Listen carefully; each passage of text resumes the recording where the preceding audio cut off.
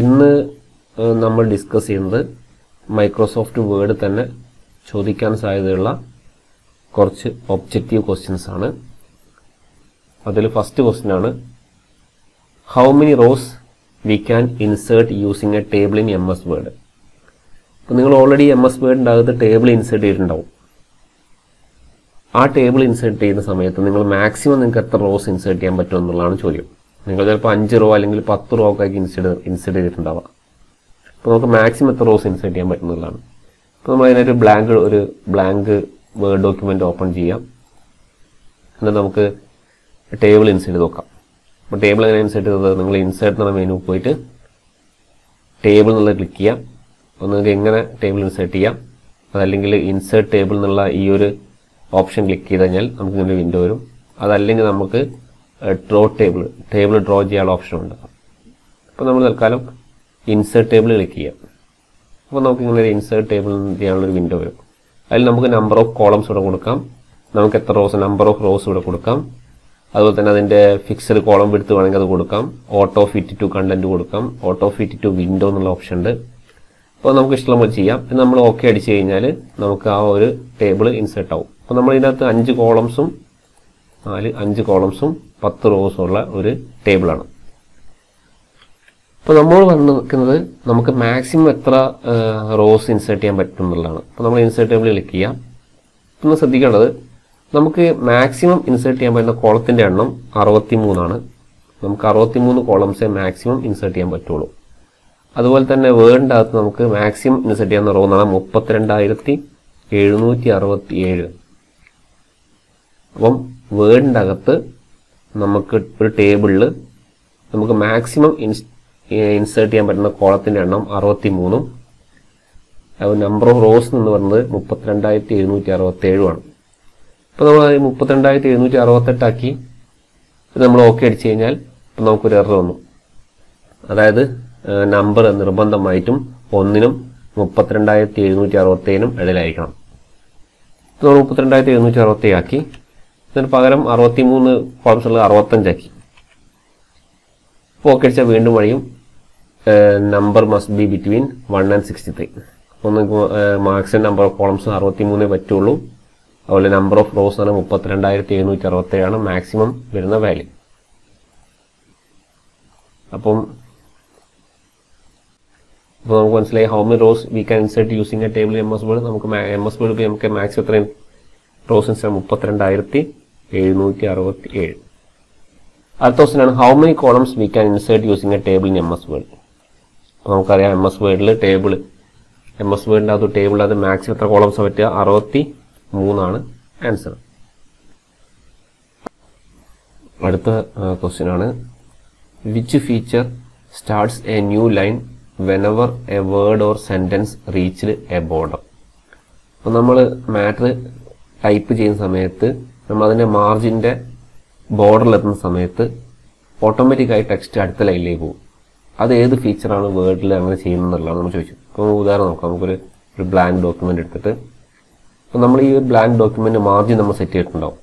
അപ്പോൾ നമുക്കത് കാണണമെങ്കിൽ നമ്മൾ പേജിലോട്ട് പോയി കഴിഞ്ഞാൽ മാർജിൻസ് പോയി കഴിഞ്ഞാൽ നമുക്ക് കാണാം നമ്മൾ കൊടുത്ത നോർമൽ എന്ന് പറഞ്ഞ ഒരു മാർജിനാണ്. അതിന് ടോപ്പ് 2.54 സെൻറ്റിമീറ്റർ ഉണ്ട്, ബോട്ടം 2.54 സെൻറ്റിമീറ്റർ ഉണ്ട്, ലെഫ്റ്റ് 2.54 ഉണ്ട്, റൈറ്റും 2.54 ഉണ്ട്. അപ്പോൾ നമുക്ക് ഈ ഒരു മാർജിന് നമുക്ക് കൂട്ടുവാനും പറ്റും കുറയ്ക്കുവാനും പറ്റും. അപ്പോൾ നമുക്ക് ആ മാർജിൻ ഇവിടെ ഉള്ളത് നമുക്ക് കാണുന്നില്ല. കാരണം വെച്ചാൽ നമ്മൾ ബ്ലാങ്ക് ഒരു വൈറ്റ് ആയിട്ടാണ് നമുക്ക് കാണുന്നത്. നമുക്ക് ടൈപ്പ് ചെയ്യുമ്പോൾ ആ കേസർ ബ്ലിങ്ക് ചെയ്യുന്നില്ല. അതിന് തൊട്ടപ്പുറത്ത് അവിടെ നിന്ന് അത്രയും 2.54 സെൻറ്റിമീറ്റർ വിട്ടിട്ടാണ് ഈ ഒരു കേസറിനെ ബ്ലിങ്ക് ചെയ്ത് കളിക്കുന്നത്. അപ്പോൾ നമുക്ക് മാർജിൻ ഇവിടെ കാണുന്നില്ല. നമുക്ക് മാർജിൻ കാണണമെന്നുണ്ടെങ്കിൽ നമ്മൾ എന്തെന്ന് വെച്ചാൽ നമ്മൾ വേർഡിൻ്റെ ഓപ്ഷൻസിൽ പോവുക. അതിനകത്ത് അഡ്വാൻസിൽ പോയിട്ട് ഷോ ഡോക്യുമെന്റ് കണ്ടന്റ് എന്നുള്ള ആ ഒരു മെനുവിൻ്റെ അകത്ത് ഷോ ടെക്സ്റ്റ് ബൗണ്ടറീസ് എന്നുള്ളത് ടിക്കിടുക. എന്നിട്ട് നിങ്ങൾ ഓക്കെ അടിച്ചു കഴിഞ്ഞാൽ നിങ്ങൾക്ക് ആ ഒരു ബോർഡർ നമുക്ക് ആ മാർജിൻ്റെ ആ ഒരു ബോർഡർ നമുക്ക് കാണാൻ പറ്റും. ഉദാഹരണം ഇതിൽ നോക്കിക്കഴിഞ്ഞാൽ നമുക്ക് മനസ്സിലാവും ലെഫ്റ്റ് സൈഡ് 2.54 ഉള്ളത്, റൈറ്റ് സൈഡ് 2.54 ഉള്ളത്, ടോപ്പ് 2.54 ആണ്, അതുപോലെ ബോട്ടം എന്നുള്ളത് 2.54 ആണ്. അപ്പോൾ നമ്മൾ കേസർ നിൽക്കുന്ന നിങ്ങൾ നോക്കി ആ കേസർ ബ്ലിങ്ക് ചെയ്യുന്ന ആ ബൗണ്ടറീൻ്റെ മുകളിലാണ്. കണ്ടില്ലേ, ആ മാർജിൻ്റെ മുകളിലാണ് നമ്മൾ കേസർ നിൽക്കുന്നത്. ഞാൻ എന്തെങ്കിലും മാറ്റർ ടൈപ്പ് ചെയ്യണമെങ്കിൽ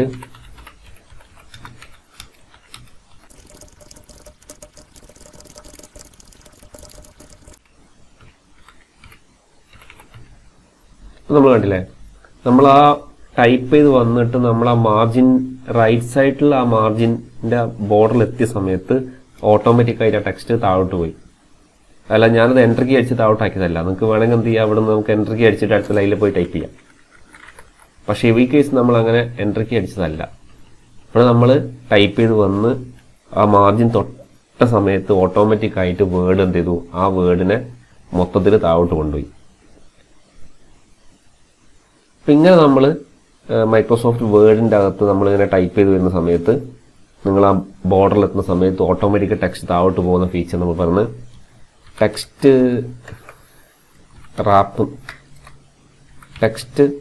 റാപ്പ് എന്നാണ് പറയുക. ടെക്സ്റ്റ് റാപ്പ് എന്നുള്ള ഫീച്ചർ ഓൺ ആയിരുന്നതുകൊണ്ടാണ് ഇങ്ങനെ നമ്മളിങ്ങനെ ടൈപ്പ് ചെയ്യുന്ന സമയത്ത് ഓട്ടോമാറ്റിക്കായി താഴോട്ട് പോകുന്നത്. ചില ആൾക്കാരെന്താ വെച്ചാൽ ഈ ടെക്സ്റ്റ് റാപ്പ് എന്നുള്ള ഫീച്ചർ ആയതുകൊണ്ട് നമ്മൾ അവസാനത്തെ സമയത്ത് എൻ്റർ കീ അടിച്ചിട്ട് ബാക്കി താഴത്തിൽ ടൈപ്പ് ചെയ്യുന്ന ആൾക്കാരുണ്ട് കേട്ടോ. ഇങ്ങനെ ടൈപ്പ് ചെയ്ത് പോകുന്ന ആൾക്കാരുണ്ട്. നമ്മൾ അങ്ങനെ ചെയ്യേണ്ട ആവശ്യമില്ല. അത് നമ്മളങ്ങനെ ടൈപ്പ് ചെയ്ത് കഴിഞ്ഞാൽ അത് വേറൊരു പാരഗ്രാഫായിട്ട് മാറും. നിങ്ങൾ എന്ത് ചെയ്യുക, നിങ്ങളെ മാറ്റർ നേരിട്ട് ടൈപ്പ് ചെയ്യുക. ആ ഒരു പാരഗ്രാഫ് സ്റ്റോപ്പ് ചെയ്താൽ മാത്രം നിങ്ങൾ എന്ത് ചെയ്യുക, എൻ്റർ കീ അടിച്ചിട്ട് അടുത്ത പാരഗ്രാഫ് സ്റ്റാർട്ട് ചെയ്യുക. അല്ലാത്ത കേസ് നമ്മളിങ്ങനെ ടൈപ്പ് ചെയ്ത് പോകുന്ന സമയത്ത് അത് മൈക്രോസോഫ്റ്റ് വേർഡ് തന്നെ ഓട്ടോമാറ്റിക്കായിട്ട് അത് അടുത്ത ലൈനിലേക്ക് മാറ്റിക്കോളും. അങ്ങനെ മാറ്റുന്ന ഫീച്ചർ പറഞ്ഞ പേരാണ് ടെക്സ്റ്റ് റാപ്പ് എന്ന് പറഞ്ഞ ഒരു ഫീച്ചറാണ്. അപ്പം നമ്മൾ ഏത് ഫീച്ചറാണ് MS വേർഡിൽ പുതിയ ലൈന് അല്ലെങ്കിൽ ബോർഡറിലെത്തുന്ന സമയത്ത് പുതിയ ലൈന് സ്റ്റാർട്ട് ചെയ്യുന്നത്, അത് ടെക്സ്റ്റ് റാപ്പ് എന്ന് പറഞ്ഞ ഫീച്ചറാണ് നമ്മളെ വേർഡിൻ്റെ അകത്ത് ഇങ്ങനത്തെ ഈ ഒരു കാര്യം ചെയ്യുന്നത്. അടുത്ത ക്വസ്റ്റ്യനാണ് the space left between the margin and the start of a paragraph is called. നമ്മളൊരു പാരഗ്രാഫ് ടൈപ്പ് ചെയ്യുന്ന സമയത്ത് അതിൻ്റെ മാർജിനും ആ ഒരു പാരഗ്രാഫിൻ്റെ തുടക്കവും തമ്മിലുള്ള ആ സ്പേസിനെ നമ്മൾ എന്താ പറയുന്നതാണ്. ഉദാഹരണത്തിന് നമ്മൾ ഈ ഒരു മാറ്റർ തന്നെ നമ്മളിവിടെ നമുക്കറിയാം 2.54 എന്നുള്ള മാർജിൻ ഇവിടെ കാണുന്നുണ്ട്. ആ മാർജിൻ്റെ മുകളിൽ തന്നെയാണ് സി സ്റ്റാർട്ട് ചെയ്യുന്നത്. അല്ലേ, സി എന്ന് പറഞ്ഞാൽ സ്റ്റാർട്ട് ചെയ്യുന്നത് ആ ലൈനിൻ്റെ മുകളിൽ തന്നെയാണ്. അപ്പോൾ ശരിക്കും പറഞ്ഞു കഴിഞ്ഞാൽ ഈ മാർജിനും ഈ ഒരു പാരഗ്രാഫിൻ്റെ ഫസ്റ്റ് നിങ്ങൾ പറയുന്നില്ല പാരഗ്രാഫിന് തമ്മിൽ യാതൊരു സ്പേസും ഇല്ല.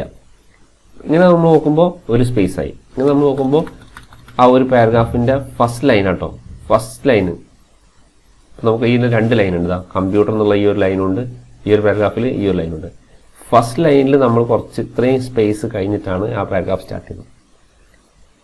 ഇപ്പോൾ നമ്മൾ വീണ്ടും ഇങ്ങനെ കൊടുത്തു കഴിഞ്ഞാൽ ലൈനനുസരിച്ച് ഇങ്ങനെ കൂടുന്നതല്ലേ. ഇപ്പോൾ നമ്മൾ ഇത്രയും സ്പേസ് വിട്ടിട്ടാണ് നമ്മളിങ്ങനെ കൂടുന്നത്. അപ്പോൾ നമ്മൾ ഈ ഒരു സ്പേസിനെ നമ്മൾ ഇൻഡൻറ്റേഷൻ എന്നാണ് പറയുക. അപ്പം നിങ്ങൾ ഇപ്പം നോക്കി നോക്കുക, ഈ ഒരു കേസിൽ നമുക്ക് ശരിക്കും പറഞ്ഞാൽ മാർജിനും ആ ഒരു പാരഗ്രാഫ് തമ്മിൽ സ്പേസ് ഇല്ല, 0 ആണ് ആ സ്പേസ് തീരില്ല. അപ്പോൾ നമ്മൾ ആ മാർജിനും അതിൻ്റെ സ്പേസ് നമുക്ക് കൂട്ടാനൊക്കെ പറ്റും. അപ്പോൾ നമുക്ക് ഇവിടെ ടാബ് അടിച്ചാൽ മതി. ടാബ് അടിച്ച് അങ്ങനെ നമുക്ക് വേണമെങ്കിൽ സ്പേസ് കൂട്ടാം. ഇങ്ങനെ കൂടുന്ന സമയത്ത് അതിൻ്റെ കണ്ടില്ലേ ആ ഒരു സ്പേസ് ഇങ്ങനെ കൂടി വന്നു. അങ്ങനെ നമുക്ക് സ്പേസ് കൂട്ടാനും കുറയ്ക്കാനൊക്കെ പറ്റും. ഇങ്ങനെ ഈ ഒരു മാർജിനും ഈ ഒരു പാരഗ്രാഫ് നടക്കുള്ള ആ ഒരു സ്പേസ് നമ്മൾ പറഞ്ഞത് ഇൻഡൻറ്റേഷൻ എന്നാണ് പറയാം.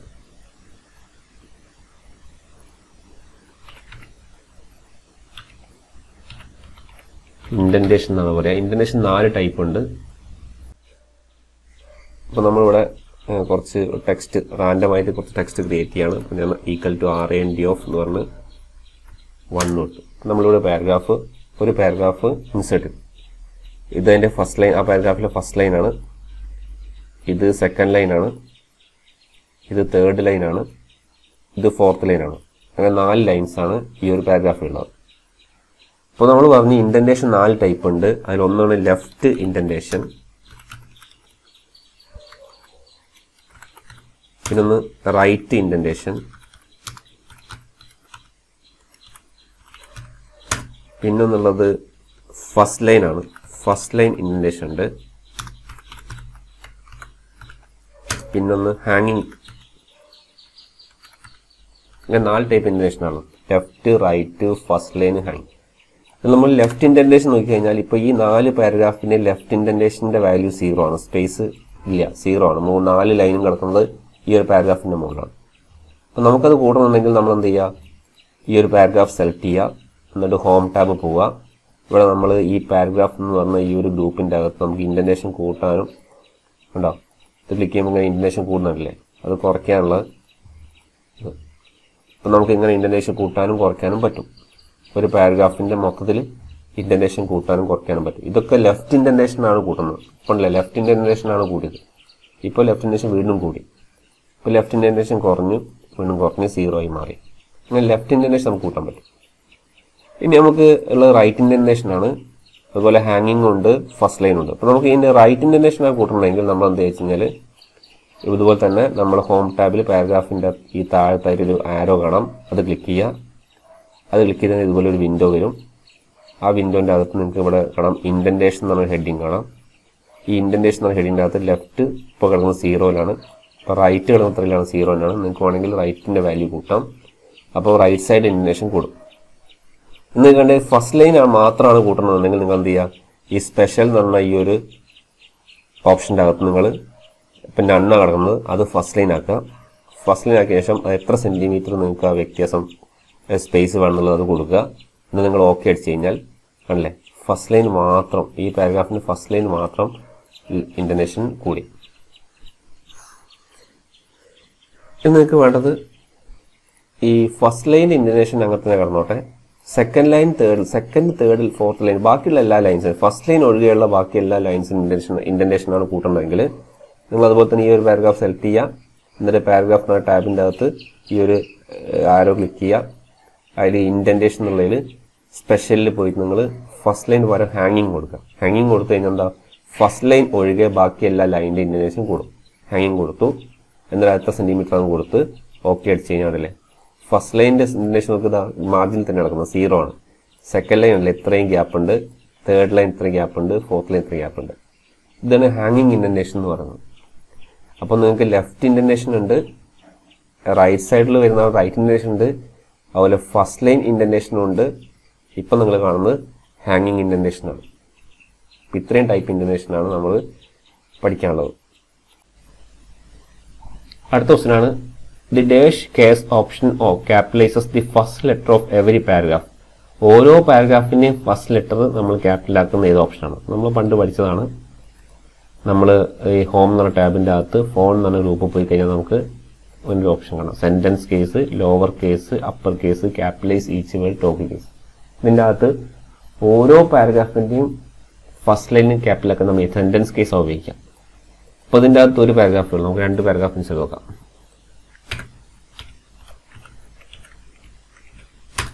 ഇപ്പോൾ നമ്മൾ 3 പാരഗ്രാഫ് ഉണ്ട്. ഇതിൻ്റെ ഫസ്റ്റ് പാരഗ്രാഫിൻ്റെ ഓ ക്യാപ് സ്മോളാക്കി, യു വൈ സ്മോളാക്കി, ഇത് ഓൾറെഡി ക്യാപിറ്റലാണ്, സ്മോളാക്കിയതാണ്. അപ്പോൾ നമ്മളിത് 3 സ്മോളാക്കിയാൽ നമുക്കെന്ത് ഇത് മൊത്തം സെലക്ട് ചെയ്യാം. നമ്മൾ ഇതിൽ വരാം, എന്നിട്ട് സെൻറ്റൻസ് കേസ് ക്ലിക്ക് ചെയ്യാൻ സംഭവിക്കും. കാരണം നേരത്തെ ഓ ക്യാപിറ്റലായി, ഇതൊന്നും ബാക്കിയൊന്നും ക്യാപിറ്റലായില്ല, അത് ഓൾറെഡി ആയി ക്യാപിറ്റലായിരുന്നതുകൊണ്ടാണ് നമ്മൾ ആക്കിയതല്ല. ഇതൊന്നും ക്യാപിറ്റലായിട്ടില്ല. അതുപോലെ തന്നെ ഇത് നോക്കും, ഇതിൻ്റെ ഫസ്റ്റ് ലൈൻ മാത്രം, രണ്ടാമത്തെ പാരഗ്രാഫിൻ്റെ ഫസ്റ്റ് ലൈൻ മാത്രം ക്യാപിറ്റലായി, മൂന്നാമത്തെ പാരഗ്രാഫിന് ഫസ്റ്റ് ലൈൻ മാത്രം ക്യാപിറ്റലായി. നമുക്ക് എന്ത് ചെയ്യണം, ഇതിൽ ഓരോ വേർഡിൻ്റെയും ഫസ്റ്റ് ലൈൻ ക്യാപിറ്റലാക്കാൻ നമ്മൾ എന്ത് ചെയ്യണം, ക്ലിക്ക് ചെയ്തിട്ട് ക്യാപിറ്റലൈസ് ഈച്ച് കൊടുക്കുക. അങ്ങനെ വേണ്ടില്ല, ഈ ഒരു പാരഗ്രാഫിലുള്ള എല്ലാ വേർഡിൻ്റെയും ഫസ്റ്റ് ലെറ്റർ ക്യാപിറ്റലായിട്ടുണ്ടാവും. നോക്ക്, ഓണിൻ്റെ ഓ ക്യാപിറ്റൽ, ദീൻ്റെ ടി ക്യാപിറ്റൽ, ഇൻസേർട്ടിൻ്റെ ഐ ക്യാപിറ്റൽ, ടാബിൻ്റെ ടി ക്യാപിറ്റൽ, ദീൻ്റെ അങ്ങനെയല്ലേ. പക്ഷെ നമ്മൾ സെൻറ്റൻസ് കേസ് ആക്കിയാലും എന്താ സംഭവിക്കും, ഫസ്റ്റ് ലെറ്റർ മാത്രം ക്യാപിറ്റലായി ഉണ്ടാവും. അപ്പോൾ ഒരു പാരഗ്രാഫ്, ഇതൊരു പാരഗ്രാഫാണ്, ഈ ഒരു പാരഗ്രാഫിൻ്റെ ഫസ്റ്റ് ലെറ്റർ മാത്രം ക്യാപിറ്റലാക്കാൻ നമ്മൾ ഉപയോഗിക്കുന്ന ഓപ്ഷൻ സെൻറ്റൻസ് കേസാണ്.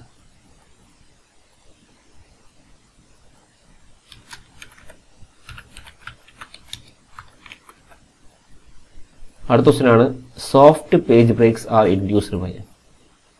അപ്പോൾ നമ്മൾ പേജ് ബ്രേക്ക് നിങ്ങൾ ചെയ്തിട്ടുണ്ടാവും, പേജ് ബ്രേക്ക് നിങ്ങൾ എക്സ്പെരിമെൻറ്റിൽ ചെയ്തിട്ടുണ്ടാവും. നമ്മൾ ഈ പേജിലോട്ട് പോയി കഴിഞ്ഞാൽ നമുക്ക് ഈ പേജ് സെറ്റപ്പ് എന്ന് പറഞ്ഞ ഗ്രൂപ്പിൻ്റെ അകത്ത് ബ്രേക്സ് എന്ന ഓപ്ഷൻ ഉണ്ട് കണ്ടോ. അതിൽ പേജ് ബ്രേക്കും ഉണ്ട്, സെക്ഷൻ ബ്രേക്കും ഉണ്ട്. രണ്ടും നിങ്ങൾ ലാബിൽ ചെയ്തിട്ടുണ്ടാവും. അപ്പോൾ ഇത് നിങ്ങൾ ചെയ്തിട്ടുണ്ടാവും, ചിലപ്പോൾ കണ്ടിന്യൂസ് അല്ലെങ്കിൽ കോളം ബ്രേക്ക് ഒക്കെ ചെയ്തിട്ടുണ്ടാവും, അല്ലെങ്കിൽ നെക്സ്റ്റ് പേജൊക്കെ നിങ്ങൾ ചെയ്തിട്ടുണ്ടാവും. പക്ഷെ ഇവിടെ ചോദിച്ചത് സോഫ്റ്റ് പേജ് ബ്രേക്ക് എന്താണ്, അതുപോലെ തന്നെ ഹാർഡ് പേജ് ബ്രേക്ക് എന്താണെന്നുള്ളതാണ്. ഇപ്പം പേജ് ബ്രേക്ക് നമ്മൾ രണ്ടായി തിരിക്കുന്നുണ്ട്, സോഫ്റ്റ് പേജ് ബ്രേക്കും ഉണ്ട്, ഹാർഡ് പേജ് ബ്രേക്കും ഉണ്ട്. സോഫ്റ്റ് പേജ് ബ്രേക്ക് എന്ന് പറയുന്നത് ഇൻഡ്യൂസ്ഡ് ബൈ ആരാണത് ചെയ്യുന്നത് വെച്ചാൽ വേർഡ് തന്നെയാണ് ചെയ്യുന്നത്. മൈക്രോസോഫ്റ്റ് വേർഡ് തന്നെയാണ് സോഫ്റ്റ് പേജ് ബ്രേക്ക് ചെയ്യുന്നത്. നമ്മളറിയാതെ നമ്മൾ ഉണ്ടാക്കുന്ന ഡോക്യുമെന്റിൽ ചിലപ്പം പേജൊക്കെ ബ്രേക്ക് ഉണ്ടാവും. അത് മൈക്രോസോഫ്റ്റ് വേർഡ് തന്നെ ഓട്ടോമാറ്റിക് ചെയ്യുന്നതാണ്. നമുക്ക് വേണ്ടി നമ്മൾ തന്നെ പേജ് ബ്രേക്ക് ചെയ്യുകയാണെങ്കിൽ അതിന് ഹാർഡ് പേജ് ബ്രേക്ക് എന്ന് പറയാം. Hard page break are induced by user. Microsoft Word ഉപയോഗിക്കുന്ന ആളാണ്, യൂസറാണ് ഹാർഡ് പേജ് ബ്രേക്ക് ചെയ്യുക. അപ്പോൾ നിങ്ങൾ ചില എക്സ്പീരിയൻസിൽ പേജിലോട്ട് പോയിട്ട് ബ്രേക്ക് പോയിട്ട് കോളംസ് എന്നോ അല്ലെങ്കിൽ കണ്ടിന്യൂസ് എന്നോ നെക്സ്റ്റ് പേജ് എന്നൊക്കെ കൊടുക്കുന്നുണ്ടെങ്കിൽ അത് ഹാർഡ് പേജ് ബ്രേക്ക് ആയിരിക്കും. അപ്പോൾ നിങ്ങൾ അറിയാതെ വേർഡ് തന്നെ ചിലപ്പം പേജ് ബ്രേക്ക് ചെയ്യുന്നുണ്ടാവും. അങ്ങനെ ചെയ്യുന്നതിനെ നമ്മൾ സോഫ്റ്റ് പേജ് ബ്രേക്ക് എന്ന് പറയാം. അപ്പോൾ soft page breaks are induced by Microsoft Word itself. അത് തന്നെയാണ്. ഇനി അഥവാ ഹാർഡ് പേജ് ബ്രേക്ക് ആണെങ്കിൽ അത് ഇൻഡ്യൂസ്ഡ് ബൈ യൂസറാണ്. ചിലപ്പോൾ നിങ്ങൾക്ക് എക്സാമിക്ക് യൂസർ ഇൻഡ്യൂസ് ചെയ്യുന്ന പേജ് ബ്രേക്ക് എന്താ പറയാം? യൂസർ ഇൻഡ്യൂസ് ചെയ്യുന്ന പേജ് ബ്രേക്കിനെ ഹാർഡ് പേജ് ബ്രേക്ക് എന്നാ പറയാം. അടുത്ത ക്വസ്റ്റ്യൻ ആണ് dash shows current page number and number of words in MS word. ഇപ്പൊ നമ്മൾ ഈ ഒരു ഡോക്യുമെന്റ് അകത്ത് എത്ര പേജ് ഉണ്ട്, അതുപോലെ തന്നെ എത്ര നമ്മൾ ഏത് പേജിലാണ് ഇപ്പോൾ കേസർ, ഈ കേസറിൽ ബ്ലിങ്ക് ചെയ്യുന്ന കേസർ നിന്നുകൊണ്ടിരിക്കുന്നത് ഏത് പേജിലാണ്, എത്ര വേർഡൊക്കെ ഉണ്ടെന്ന് നമുക്കാണെങ്കിൽ നമ്മൾ നേരെ സ്റ്റാറ്റസ് ബാർ പോവാം. ആ സൂം സ്ലൈഡറും വ്യൂസ് ഒക്കെ ഉള്ളത് അതിന്റെ ഈ ലെഫ്റ്റ് ഭാഗത്തേക്ക് ഇടതുഭാഗത്തേക്ക് വന്നു കഴിഞ്ഞാൽ നമുക്ക് കാണാൻ പറ്റും ഇതിൽ പേജ് 2 of 2. അതായത് നമ്മൾ നിൽക്കുന്ന രണ്ടാമത്തെ പേജിലാണ്. 2 പേജാണ് ടോട്ടൽ. 2 of 2 ആണുള്ളത്, 2 പേജാണുള്ളത്. നമ്മൾ രണ്ടാമത്തെ പേജിൽ നിൽക്കുന്നത്. ഇതിൽ വേർഡ്സ് ടോട്ടൽ വേർഡ്സ് 296 ആണ്. ഇപ്പം ഇങ്ങനെ നമ്മൾ ഏത് പേജിലാണ് നിൽക്കുന്നത്, നമുക്ക് എത്ര പേജ് ഉണ്ട്, അതുപോലെ തന്നെ number of words in document ഒക്കെ തരുന്നത് സ്റ്റാറ്റസ് ബാർ ആണ്. അപ്പോൾ സ്റ്റാറ്റസ് ബാർ ആണ് നമ്പർ ഓഫ് പേജസും അതുപോലെ തന്നെ നമ്പർ ഓഫ് വേർഡ്സ് ഒക്കെ നമുക്ക് കാണിച്ചു തരുന്നത്. അടുത്ത ക്വസ്റ്റ്യൻ ആണ് dash is used to assign a name to a specific point in a document. അപ്പോൾ നമ്മൾ ഡോക്യുമെന്റ് ആക്കി കഴിഞ്ഞാൽ ചിലപ്പോൾ 100-200 പേജൊക്കെ ഉണ്ടാവും. അപ്പോൾ നമുക്ക് അതിൽ ഒരു പേജിന് മാത്രം നമുക്ക് മാർക്ക് ചെയ്യണം. ഉദാഹരണം നമ്മൾ ബുക്കിലൊക്കെ ഒരു 500 പേജുള്ള ബുക്കൊക്കെ ആണ് നമ്മൾ ചിലപ്പം നമ്മൾ ഒരു മാർക്ക് ചെയ്യാൻ വേണ്ടി ഒരു പേപ്പർ കഷ്ണം വെക്കൂലേ, അതുപോലെ നമുക്ക് എന്ത് ചെയ്യണം വെച്ചാൽ വേർഡിൻ്റെ അകത്ത് നമുക്ക് മാർക്ക് ചെയ്യണം. അപ്പം നമുക്ക് വേർഡിൻ്റെ സോഫ്റ്റ് കോപ്പിയാണ്, നമുക്ക് അതിൽ പേപ്പർ കഷ്ണം തിരികെ വെക്കാനുള്ള ഓപ്ഷനില്ലല്ലോ. അപ്പോൾ നമുക്ക് അങ്ങനത്തെ കേസിൽ നമുക്ക് ഉപയോഗിക്കാവുന്ന ഒരു ഓപ്ഷനാണ് ബുക്ക് മാർക്കിംഗ് എന്ന് പറയുന്നത്. വേർഡിൻ്റെ അകത്തുള്ള ഓപ്ഷനാണ് ബുക്ക് മാർക്ക്. അപ്പോൾ നിങ്ങൾക്ക് എന്ത് ചെയ്യാം, 50ാമത്തെ പേജോ 100ാമത്തെ പേജിലൊക്കെ നിങ്ങൾക്ക് വേണമെങ്കിൽ എന്ത് ചെയ്യാം, ഒരു ബുക്ക് മാർക്ക് കൊടുക്കാൻ പറ്റും. അപ്പോൾ നിങ്ങൾക്ക് ഓട്ടോമാറ്റിക്കായിട്ട് ആ ബുക്ക് മാർക്ക് കൊടുത്തു കഴിഞ്ഞാൽ ഓട്ടോമാറ്റിക്കായിട്ട് ആ ഒരു പേജിലേക്ക് നമ്മൾ ഓട്ടോമാറ്റിക്കായി നയിക്കും. അപ്പോൾ അതിനൊരു പേര് കൊടുക്കാൻ പറ്റും ആ ബുക്ക് മാർക്കിന്. അങ്ങനെ കൊടുക്കാൻ പറ്റുന്ന സ്പെസിഫിക് പോയിന്റ് നമുക്ക് ഡോക്യുമെന്റിൽ അസൈൻ ഒരു നെയിം അസൈൻ ചെയ്യാൻ പറ്റുന്നതിനാണ് നമ്മൾ ബുക്ക് മാർക്കിംഗ് എന്ന് പറയുന്നത്. അടുത്ത ക്വസ്റ്റ്യൻ ആണ് we can remove or hide a border of a shape by selecting. ഇപ്പൊ നമ്മൾ സാധാരണ ഇതിലകത്ത് ഒരു ഷേപ്പ് ഇൻസേർട്ട് ചെയ്യാതിരിക്കാം. ഇപ്പൊ ഞാൻ ഇൻസേർട്ട് പോയിട്ട് ഷേപ്സ് പോയിട്ട് ഒരു ഷേപ്പ് ഇൻസേർട്ട് ചെയ്തു. അപ്പൊ അതിന്റെ ബോർഡർ ഉണ്ട്, നിങ്ങളൊരു ബ്ലാക്ക് ലൈൻ ബോർഡർ ഉണ്ടില്ലേ. അപ്പൊ നമുക്ക് എന്താ വേണ്ടത് വെച്ചാൽ ഈ ഷേപ്പ് അവിടെ വേണം, പക്ഷേ അതിന്റെ ബോർഡർ കാണാൻ പാടില്ല. ഈ ഒരു ബോർഡർ നമുക്ക് കാണാൻ പാടില്ല. ഒന്നുകിൽ ഈ ബോർഡർ ഒഴിവാക്കണം, അല്ലെങ്കിൽ ഇത് കാണാത്ത രീതിയിൽ ഹൈഡ് ചെയ്ത് വെക്കണം. അപ്പോൾ നമ്മൾ എന്താ ചെയ്യുന്നത് വെച്ചാൽ ഈ ഒരു ഷേപ്പ് സെലക്ട് ചെയ്യുക. നിങ്ങൾ ഷേപ്പ് സെലക്ട് ചെയ്ത് കഴിഞ്ഞാൽ ഇവിടെ ഒരു ഫോർമാറ്റ് എന്ന് പറഞ്ഞ ഒരു ടാബ് കൂടെ അധികം വരും. നേരത്തെ ഇല്ലായിരുന്നത് കണ്ടോ. ഇപ്പോൾ നമ്മൾ കാണുന്നത് വ്യൂ വരെയുള്ളൂ. ഇപ്പൊ നമ്മൾ ക്ലിക്ക് ചെയ്തപ്പോൾ ഒരു ഫോർമാറ്റ് എന്ന ടാബ് അധികം വന്നു. അതിന്റെ അകത്ത് ഷേപ്പ് സ്റ്റൈൽസിൽ ഷേപ്പ് ഔട്ട്ലൈൻ എന്നൊരു ഓപ്ഷൻ കണ്ടില്ലേ. ഇത് ക്ലിക്ക് ചെയ്ത് കഴിഞ്ഞാൽ നിങ്ങൾക്ക് നോ ഔട്ട്ലൈൻ എന്നൊരു ഓപ്ഷൻ. ഇത് ക്ലിക്ക് ചെയ്ത് കഴിഞ്ഞാൽ ആ ഒബ്ജക്റ്റ് അവിടെ തന്നെ ഉണ്ടാവും കേട്ടോ. ആ ഒരു സ്ക്വയർ ഷേപ്പ് നമ്മൾ ചെയ്തത് അത് ഇവിടെ തന്നെ ഉണ്ട് കേട്ടോ. പക്ഷെ അതിന്റെ ബോർഡർ ഹൈഡ് ആയിപ്പോയി അല്ലെങ്കിൽ റിമൂവ് ആയിപ്പോയി.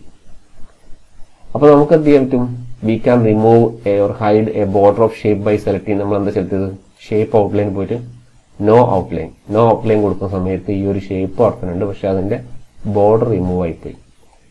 അപ്പോൾ നോ ഔട്ട്ലൈൻ. അടുത്ത ക്വസ്റ്റ്യൻ ആണ് shortcut key to select all text in document. നമുക്കൊരു ഡോക്യുമെന്റ് അകത്ത് 100, 200, 300 പേജൊക്കെ ഉണ്ട് വിചാരിക്കാം. അപ്പോൾ നമുക്ക് ഒരു പേജ് ആണെങ്കിൽ കുഴപ്പമില്ല. അങ്ങനെ അത്രയും പേജിൽ നമുക്ക് ഒറ്റയടിക്ക് ഈ ടെക്സ്റ്റ് മൊത്തം സെലക്ട് ചെയ്യണമെങ്കിൽ നമ്മൾ മൗസ് വെച്ച് ഇങ്ങനെ സെലക്ട് ചെയ്ത് തരാൻ കുറച്ച് സമയം എടുക്കും.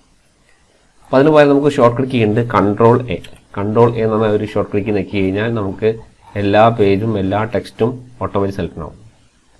അപ്പം എല്ലാ ടെക്സ്റ്റും സെലക്ട് ചെയ്യാനുള്ള ഷോർട്ട് കട്ട് കീയാണ് Ctrl+A ആണ്. Shortcut key to select entire document. അടുത്ത ക്വസ്റ്റ്യനാണ് shortcut key to bold the selected text. Bold ആക്കാനുള്ള ഷോർട്ട് കട്ട് കീ. നമ്മൾ സാധാരണ എനിക്കിപ്പോൾ ഈ ഷോർട്ട് കട്ട് എന്ന് പറഞ്ഞാൽ ഈ ഒരു ടെക്സ്റ്റിനെ നമുക്ക് ബോൾഡ് ആക്കണം. നിങ്ങൾ എന്താ ചെയ്യുക? സാധാരണ ഷോർട്ട് കട്ടിലുള്ള ഈ ടെക്സ്റ്റ് സെലക്ട് ചെയ്യും, എന്നിട്ട് ഹോം മെനു പോയിട്ട് ഫോൺ എന്ന് പറഞ്ഞ ഗ്രൂപ്പിൻ്റെ അകത്തുള്ള ബോൾഡ് ക്ലിക്ക് ചെയ്യും. അപ്പോൾ അത് ബോൾഡ് ആവും. ഒന്നുകൂടെ ക്ലിക്ക് ചെയ്താൽ ബോൾഡ് അൺബോൾഡ് ആവും. അപ്പോൾ നമുക്ക് അങ്ങനെ ചെയ്യുന്നതിന് പകരം നമുക്ക് ഷോർട്ട് കട്ട് കീ ഉണ്ട്. Ctrl+B എന്ന് പറഞ്ഞ കീ നോക്കി കഴിഞ്ഞാൽ നമുക്ക് ആ ഒരു ടെക്സ്റ്റ് ബോൾഡ് ആവും. വീണ്ടും ഒന്ന് നോക്കി കഴിഞ്ഞാൽ അത് ബോൾഡ് ഒഴിവാകും. വീണ്ടും നോക്കി കഴിഞ്ഞാൽ ബോൾഡ് ആവും. അങ്ങനെ ആ ടോഗിൾ ഇത് കളിക്കും.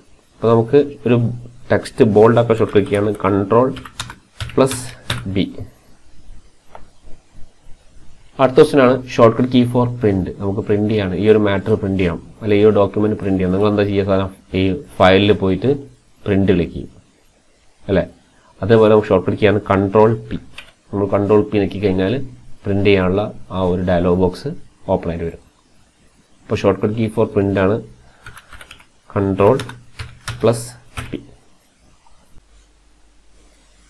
അടുത്ത ക്വസ്റ്റ്യനാണ് shortcut key to insert current date in the document.